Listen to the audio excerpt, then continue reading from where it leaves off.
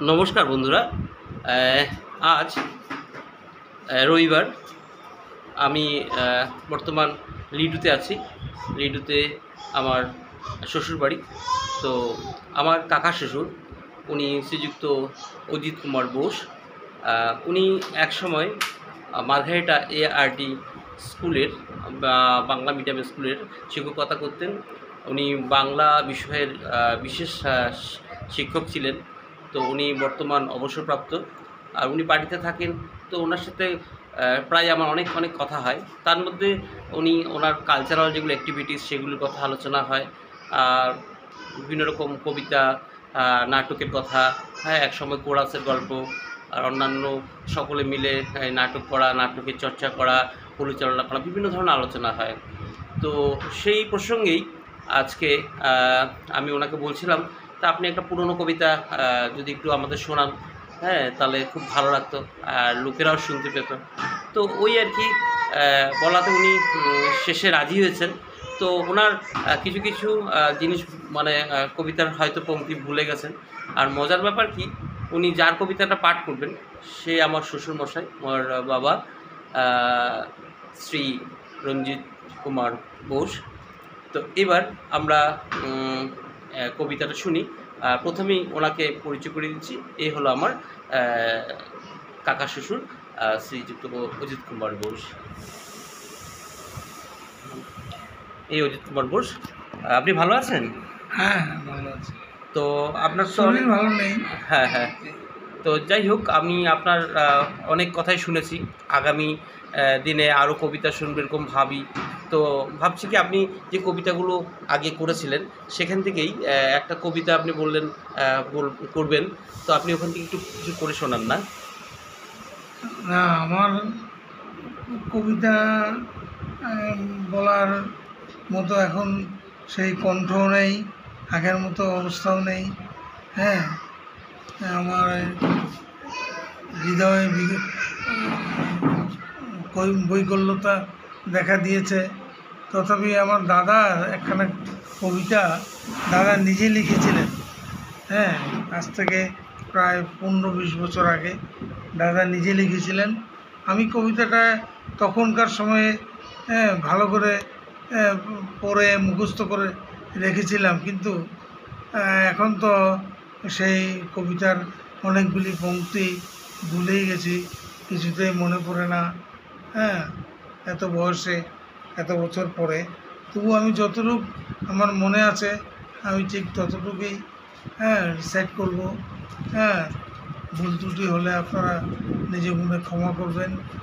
আর আমার গলা অবস্থা ভালো না। হ্যাঁ, কণ্ঠ একেবারে ফেটে গেছে, বয়স হয়েছে। তথাপি আমাকে বলছে যে একটা কবিতা বলতে। আমি সেই দাদার লেখা, হ্যাঁ, সেই কবিতাটারই যতটুকু মনে আছে ততটুকু আমি পাঠ করব। না, সেটাই আমাদের জন্য একটা সম্পদ। কারণ কি, আপনি সেই সময়কার কবিতা, আর উনি ওনার দাদার কথা বলছেন, আমার শ্বশুরমশাই অর্থাৎ আমার বাবার কথা বলছে।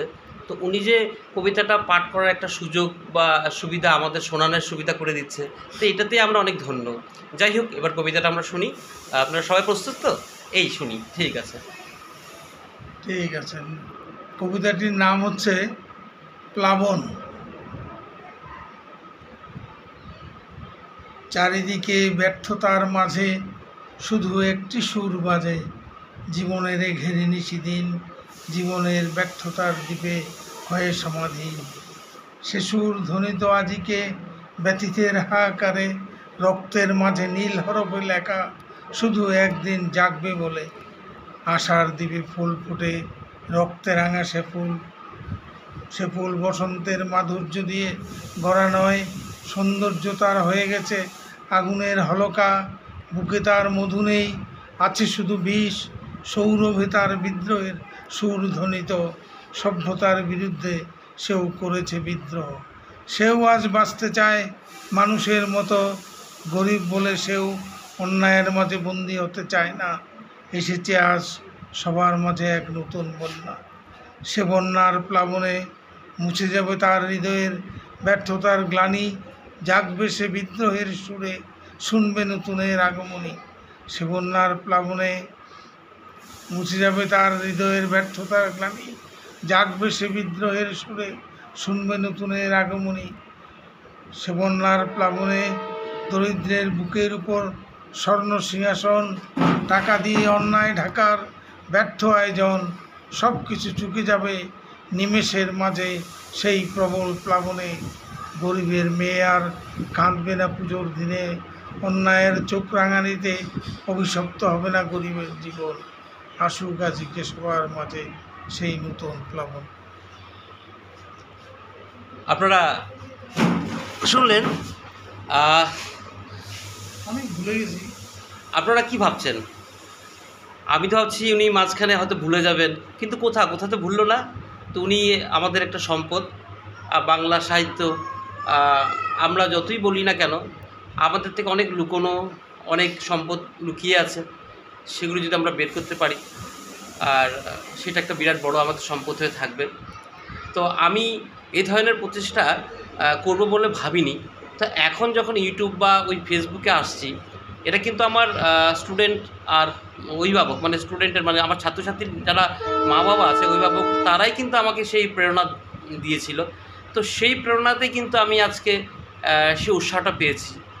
আজকে যখন কাকুর সাথে কথা বলছি, এমনি কাকুর সাথে আজকে আমার 12 বছর হয়ে গেছে বিয়ে হয়েছে, অনেক আলোচনাই করি, কিন্তু এই ধরনের যে কথা আমি কখনো ভাবিনি। আমার পিসি, মানে আমার মিসেসের যে পিসি আছে, ওই পিসির মেয়ে আছে সুজাতাদি। হ্যাঁ, আমরা খুব ভালোবাসি দিদিকে। তো দিদি আমাকে বলছে, আরে তুমি এইভাবে একটা বাবারটা আমি করেছিলাম, তুমি কাকুরটা কেন করো না? তো সেই প্রসঙ্গে কিন্তু আমি আজকে আসছি, কিন্তু কোনো প্রস্তুত বা খুব ভালো একটা মোবাইল নিয়ে আসিনি। আমার যেটা মোবাইল সেটাই নিয়ে চলছে, আর মাইকের ব্যবস্থা করিনি।